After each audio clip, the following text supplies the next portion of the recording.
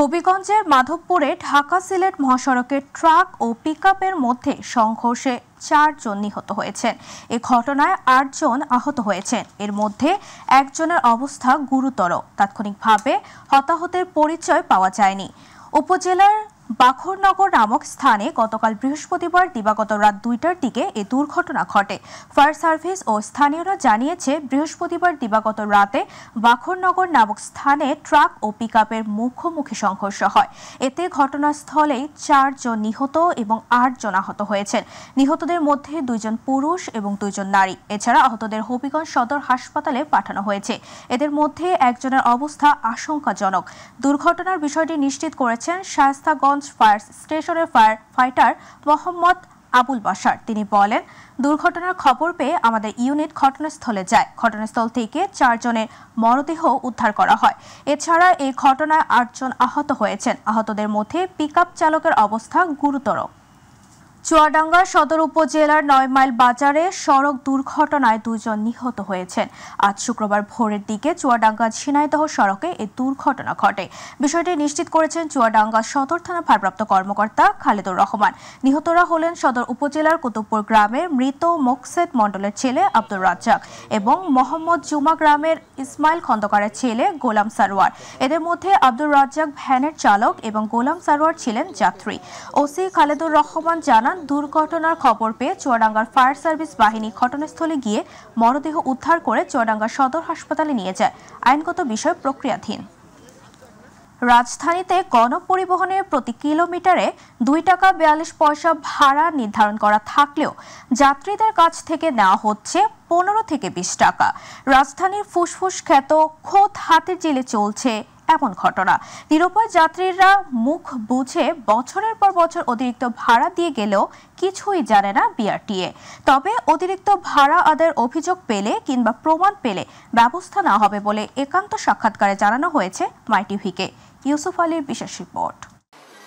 রাজধানীর যানজট নিরসন ও শ্রীবৃদ্ধিকরণে গুরুত্বপূর্ণ ভূমিকা রাখলেও হাতিরঝিলের 8.8 কিলোমিটার এক্সপ্রেস সড়কে ভাড়া নেওয়া হচ্ছে সরকার নির্ধারিত হারের কয়েক গুণ। 15 টাকা স্টুডেন্ট, 20 টাকা হচ্ছে যে মহানগর, মধুবাগ, বউবাজার, হ্যাপি হোমস আর পুলিশ প্লাজা, আর 25 টাকা টিকিট হচ্ছে এফডিসি, কারণ বাজার, মগবাজার। হাতিরঝিলের চক্রাকার বাসে উঠলেই সর্বনিম্ন ভাড়া গুনতে হয় 15 থেকে 20 টাকা। মাত্র 1 কিলোমিটার দূরত্বের মধ্যে অন্যান্য সড়কের তুলনায় কয়েক গুণ ভাড়া আদায় করায় যাত্রীদের মাঝে দেখা দিয়েছে মিশ্র প্রতিক্রিয়া। এফডিসি থেকে আপনার এই বউবাজার অব্দি 20 টাকা নেই, সেটা আরও বেশি হয়ে যায়। এটা অ্যাটলিস্ট 10 টাকা উচিত ছিল, এদিকেও 10 টাকা উচিত ছিল। এখান থেকে পুলিশ প্লাজা নামবো, ভাড়া 20 টাকা, একটু বেশি মনে হয়। অনেক বেশি ইনজাস্টিস হচ্ছে আমাদের সাথে, এটা নিয়ে কেউ কোনো কিছু বলে না। এটা অ্যাটলিস্ট 50% হওয়া উচিত। পথ অনুসারে তো অবশ্যই বেশি মনে হয়। তাদের দাবি অন্যান্য সড়কের সাথে সঙ্গতি রেখে ভাড়া নির্ধারণ করার। সরকারের যে প্রতি কিলোমিটার ভাড়া যেটা সেটা নিবে ওরা, তারা ভিন্ন কেন নিবে? এখান থেকে স্পেশাল কোনো কিছু নেই।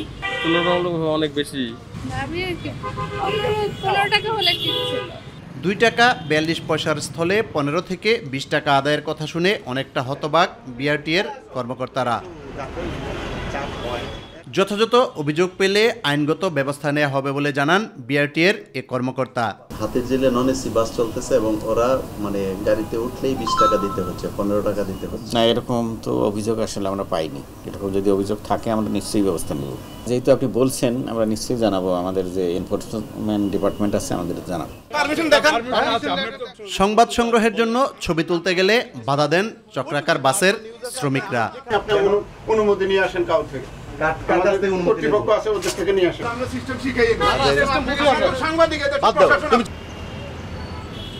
পর্যটন এলাকা হিসেবে হাতিরঝিলের দূরত্ব অনুযায়ী ভাড়ার পরিমাণ অনেক বেশি হলেও এ নিয়ে যাত্রীদের মাঝে রয়েছে মিশ্র প্রতিক্রিয়া। এখানে পর্যটকের চেয়ে নিয়মিত যাত্রী সংখ্যাই বেশি। তাদের দাবি ভাড়ার পরিমাণ কিছুটা কমানোর। ইউসুফ আলী, মাইটিভি, ঢাকা। দুপুরের মধ্যে দেশের ৮ জেলার উপর দিয়ে ঘন্টায় ৬০ কিলোমিটার বেগে ঝড় বয়ে যেতে পারে বলে জানিয়েছে আবহাওয়া অধিদপ্তর। আজ ভোরে দেশের অভ্যন্তরীণ নদী বন্দরের জন্য দেওয়া সতর্কবার্তায় এ তথ্য জানানো হয়। এতে বলা হয়, ভোর ৪টা থেকে দুপুর ১টার মধ্যে টাঙ্গাইল, ময়মনসিংহ, সিলেট, রংপুর, দিনাজপুর, রাজশাহী, পাবনা ও বগুড়ার উপর দিয়ে পশ্চিম ও উত্তর পশ্চিম দিক থেকে ঘন্টায় ৪৫ থেকে ৬০ কিলোমিটার বেগে বৃষ্টি ও বজ্রসহ বৃষ্টি, অস্থায়ীভাবে দমকা ও ঝড়ো হাওয়া বয়ে যেতে পারে। এ সময় এসব এলাকার নদী বন্দরকে ১ নম্বর সতর্ক সংকেত দেখাতে বলা হয়েছে।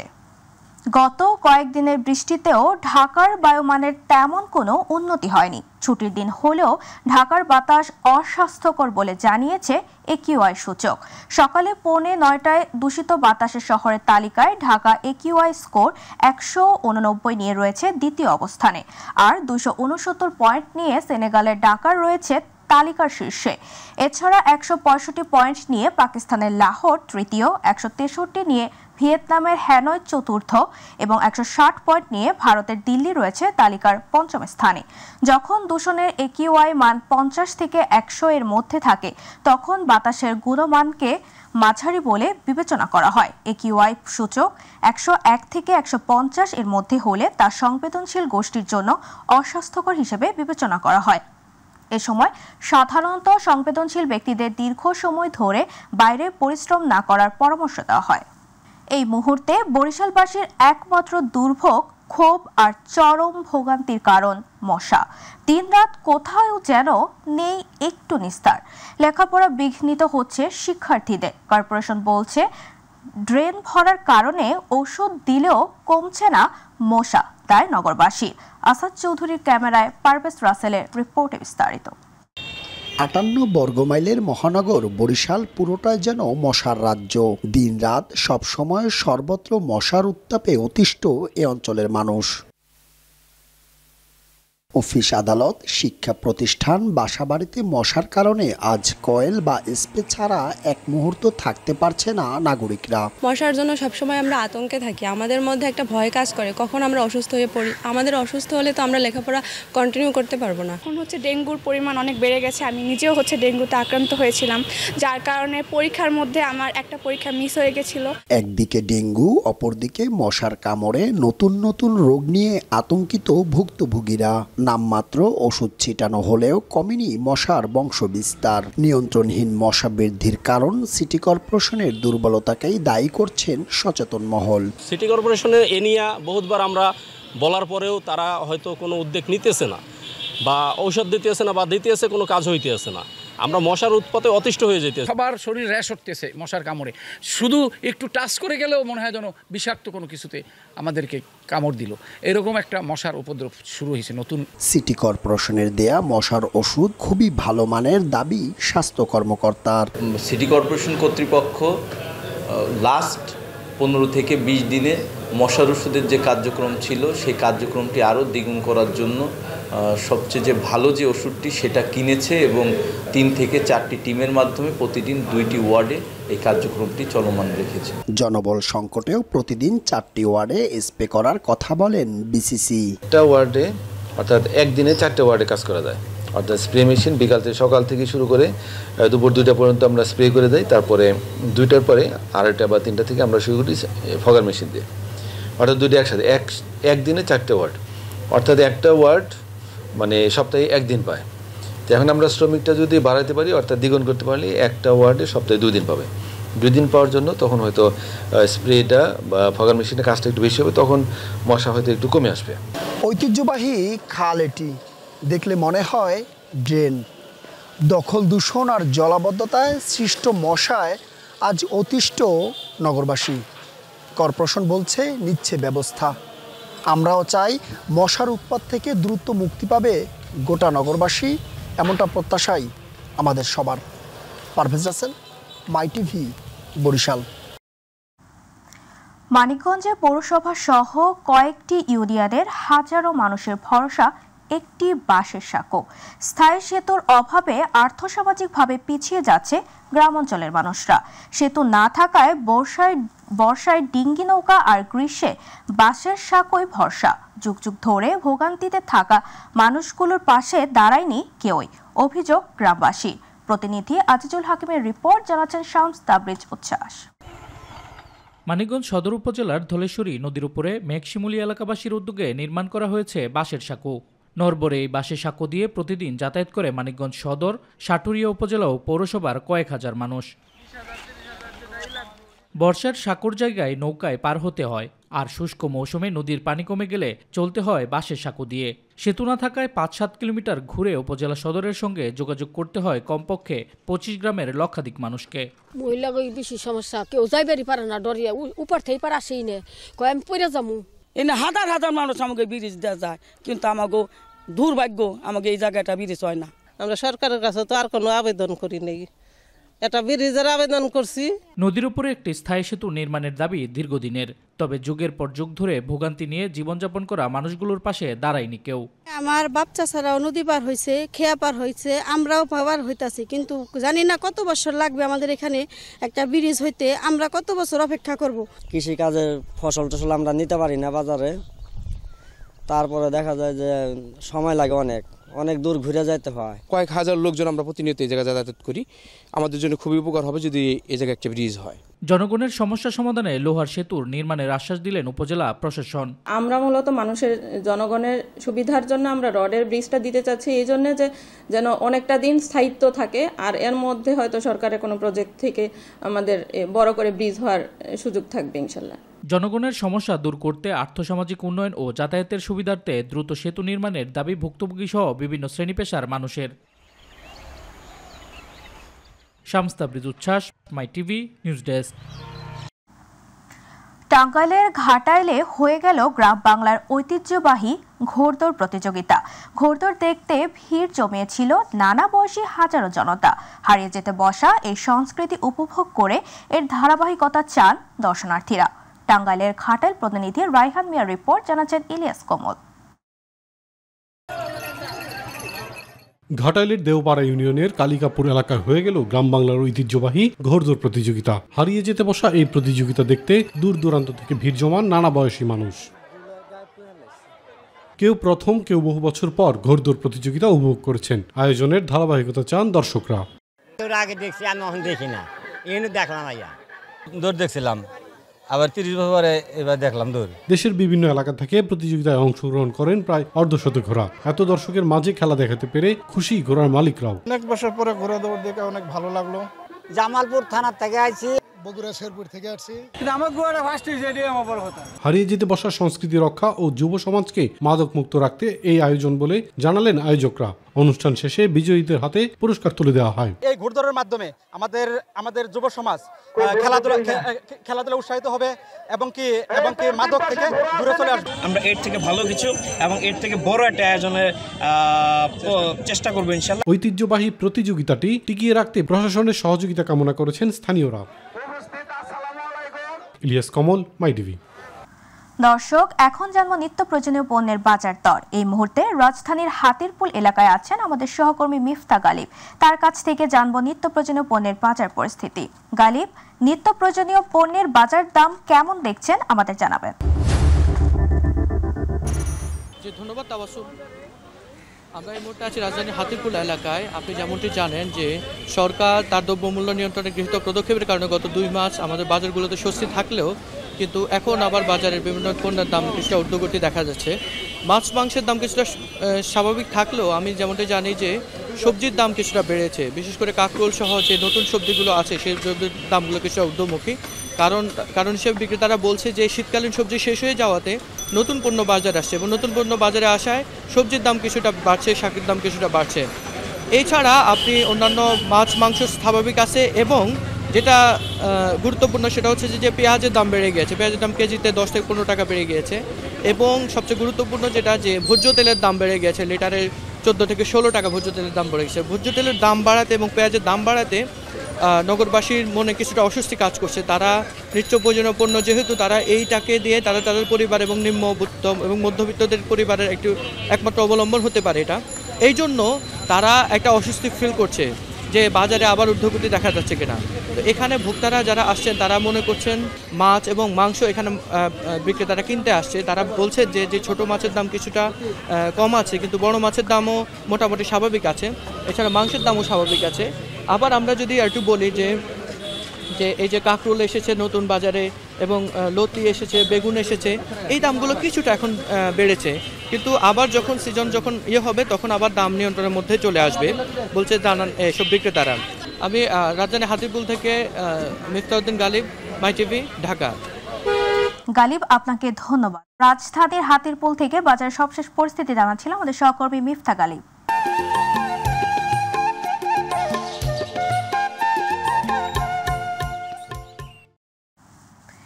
এবারের গরমে দেশে লোডশেডিং হওয়ার সম্ভাবনা নেই। সরকার জনগণের কষ্ট লাঘবে সকল ধরনের প্রস্তুতি নিয়ে রেখেছে বলে জানান অর্থ উপদেষ্টা ডক্টর সালেহ উদ্দিন আহমেদ। বৃহস্পতিবার রাতে সাভারে অবস্থিত বাংলাদেশ লোক প্রশাসন প্রশিক্ষণ কেন্দ্রে ৭৭তম বুনিয়াদী প্রশিক্ষণ কোর্সের সনদ বিতরণ ও সমাপনী অনুষ্ঠানে যোগ দিয়ে সাংবাদিকদের সাথে আলাপকালে তিনি কথা বলেন। অর্থ উপদেষ্টা এ সময় আরও বলেন, চালের বাজার ঠিক হয়ে যাবে, সামনে কোনো সমস্যা হবে না। বাজার দর যেন সবসময় ঠিক থাকে, সরকার সেদিকে যথেষ্ট নজর রেখেছে বলেও বলেন তিনি। এ সময় জনপ্রশাসন মন্ত্রণালয়ের সিনিয়র সচিব ডক্টর মোহাম্মদ মোখলেসুর রহমান, বিপিএটিসির রেক্টর সাইদ মাহবুব খান উপস্থিত ছিলেন।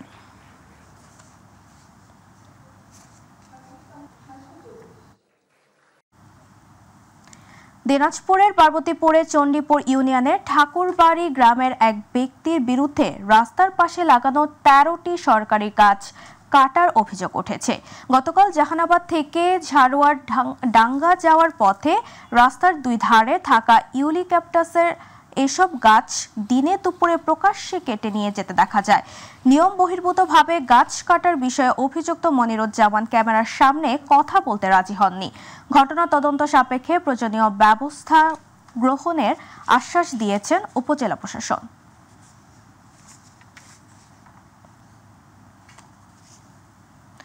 ঢাকা চট্টগ্রাম মহাসড়কের মুন্সিগঞ্জের গজারিয়ার রডবাহী ট্রাক উল্টে প্রায় ৭ কিলোমিটার দীর্ঘ যানজটের সৃষ্টি হয়েছে। এতে ভোগান্তিতে পড়েছেন যানবাহনের চালক ও যাত্রীরা। ভোর থেকে মহাসড়কের জামালদি থেকে ভবেরচর বাস স্ট্যান্ড পর্যন্ত এই যানজট সৃষ্টি হয়েছে। সকাল ৮টায় এর প্রতিবেদন লেখা পর্যন্ত যানজট কমেনি। ভবেরচর হাইওয়ে পুলিশ ফাঁড়ির ইনচার্জ শওকত হোসেন জানান, একটি রডবাহী ট্রাক সড়কে উল্টে পড়ে। এতে ট্রাকে থাকা রডগুলো সড়কে ছড়িয়ে ছিটিয়ে পড়ে, ফলে কিছু সময় যান চলাচল বন্ধ ছিল ঢাকাগামী লেনে। যানজট নিরসনে পুলিশ কাজ করছে।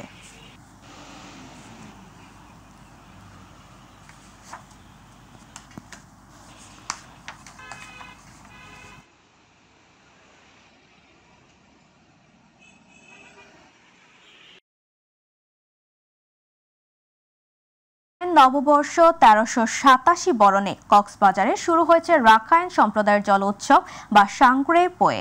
বৃহস্পতিবার থেকে শহরের টেকপাড়া, অসিমং পাড়া, পেশকার পাড়া, মাহাছিং দোগরি বৌদ্ধবিহার সহ শহরে ২০টি মণ্ডপ সহ জেলা বিভিন্ন রাখাইন প্রায় ৫০টি স্থানে শুরু হয়েছে এই জলোৎসব। ৩ দিনের এই জলোৎসব চলবে ১৯ এপ্রিল পর্যন্ত। এতে বিভিন্ন বাদ্য বাজনা বাজিয়ে আর নেচে গিয়ে উৎসবমুখর পরিবেশে মেতে উঠেছেন নানান বয়সী রাখাইন তরুণ তরুণীরা। রাখাইন নেতৃবৃন্দ জানান, নববর্ষ বরণে এই উৎসবটি রাখাইন সম্প্রদায়ের সবচেয়ে বড় সামাজিক উৎসব, যা বহুকাল ধরে চলে আসছে। জলোৎসবে একে অপরের প্রতি মাঙ্গলিক জল ছিটিয়ে অতীতের গ্লানি ব্যর্থতা মোচনের মাধ্যমে নতুন বছরকে বরণ করে নেন বলে জানান তারা।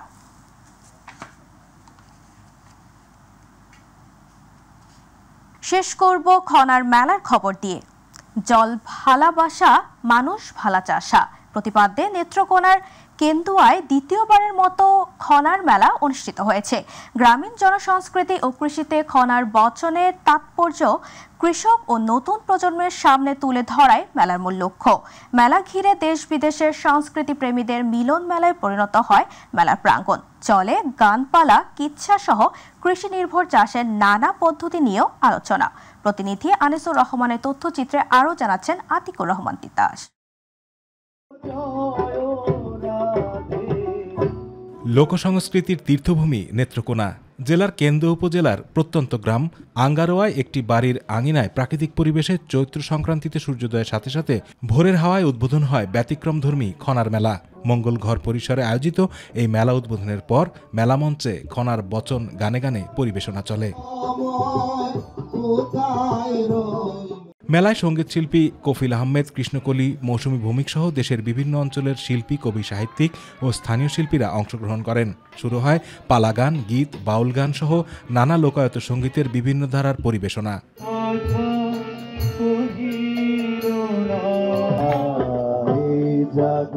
মেলা রাতভর লোকায়ত গানের পরিবেশনার মধ্য দিয়ে শেষ হয় নববর্ষের সূর্যোদয়ে ভোরের মাধ্যমে। মেলায় আসা বিশিষ্টজনরা বলছেন, মেলায় গিয়ে তারা খনার বচনে কৃষির অনেক নতুন বিষয় জানতে পেরেছেন। একটা সময় ছিল চাষিদেরকে অবমূল্যায়ন করা হইতো, সেই সময় চাষিদেরকে মূল্যায়ন করেই কিন্তু উনি খনার বচনগুলো উনি তৈরি করেছেন। জল ভালো ভাষা, মানুষ ভালো চাষা, তো এই যে খনারগুলোর বচন সেগুলো যুগ যুগ ধরে সত্য। খনা তার মহৎ উদ্দেশ্যেই কৃষিক্ষেত্রে সমাজ ব্যবস্থায় কিভাবে চললে ভালো হবে সেই প্রকৃতির নিয়মগুলো বলেছেন খনার বচনের মাধ্যমে। এখনকার জীবন ব্যবস্থা মানুষ থেকে মানুষকে বিচ্ছিন্ন করা হয়। এই বিচ্ছিন্নকরণের নির্মম যুগে এসে মানুষের সাথে মানুষের দেখা হবে, জীবন থেকে জীবন বোধ নিয়ে মানুষ মানুষের কথা বলবে। সারা বাংলাদেশে বিভিন্ন অঞ্চলে তার নিজস্বতা ছড়িয়ে আছে, সেই জিনিসগুলোকে উঠিয়ে নিয়ে আসলে এই প্রজন্ম আসলে শিখবে। আয়োজকরা জানান, মেলা মঞ্চে সারাদিন ও রাতে খনার বচন, গানে, কবিতায়, আলোচনায় পরিবেশনা চলবে। কৃষি, প্রকৃতি ও জলবায়ু সম্পর্কে সচেতনতা বৃদ্ধি করা, প্রাণ প্রকৃতিতে ভালোবাসা ও উজ্জীবিত হওয়া আর কৃষিতে খনার জ্ঞান ছড়িয়ে দিতেই মেলার আয়োজন করা হয়েছে। ভবিষ্যতে আমরা চাই যে খনা আর মেলা সারা বাংলাদেশে ছড়িয়ে পড়ুক, একটা বিশুদ্ধ সংস্কৃতি চর্চার মাধ্যমে প্রাণে প্রাণের মেলা মিলন মেলায় পরিণত হোক। আতিকুর রহমান তিতাস, মাই টিভি।